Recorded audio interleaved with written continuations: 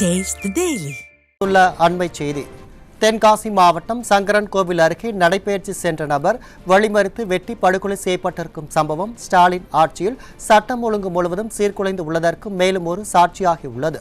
இக்கொடூர கொலை சம்பவம் குறித்த விரிவான தகவல்களை தலைமை செய்தியாளர் ஜெயக்குமார் வழங்க கேட்கலாம். வணக்கம் ஜெயக்குமார், கூடுதல் தகவல்கள். வணக்கம் அரண்ஷாம். தென்காசி மாவட்டம் சங்கரன் கோவில் அருகே நடந்து சென்று கொண்டிருந்த நடைபயிற்சியில் ஈடுபட்டுக் கொண்டிருந்த நபரை வழிமறித்து வெட்டி படுகொலை செய்யப்பட்டிருக்கக்கூடிய சம்பவம் மிகப்பெரிய அளவிலே பரபரப்பை ஏற்படுத்தி இருக்கிறது. குறிப்பாக நடந்து செல்பவருக்கு கூட ஸ்டாலினுடைய திமுக ஆட்சியிலே பாதுகாப்பு இல்லை என்று உறவினர்கள் குற்றம் சாட்டியிருக்கிறார்கள். தென்காசி மாவட்டம் சங்கரன் கோவில் அருகே இருக்கக்கூடிய கே ஆலங்குளம் முதல் பழங்கோட்டை காமாட்சிக்குளம் மண்பாதை பகுதியிலே நடைபயிற்சி மேற்கொண்டிருந்த கரடிக்குளம் சீரார் காலனி பகுதியைச் சேர்ந்த அதாவது சுதந்திர குமார் என்பவரை மர்ம நபர்கள் வழிமறித்து வெட்டி இருக்கிறார்கள்.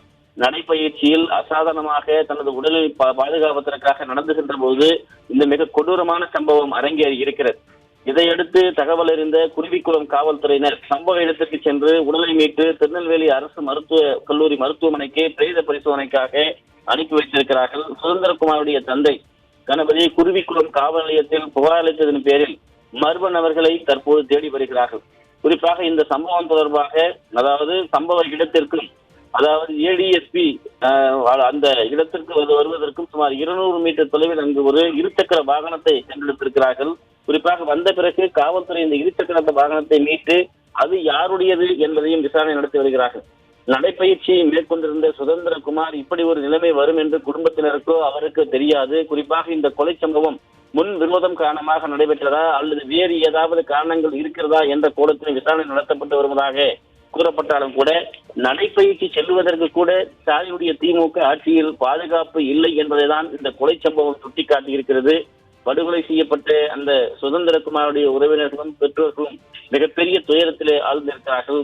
கொலை நடந்த அந்த இடத்தில் இருக்கக்கூடிய அந்த பகுதி மக்கள் மிகப்பெரிய அச்சத்தில் இந்த சம்பவம் உரைய வைத்திருப்பது குறிப்பிடத்தக்கது. அருண்ஷா, தகவலுக்கு நன்றி ஜெயக்குமார்.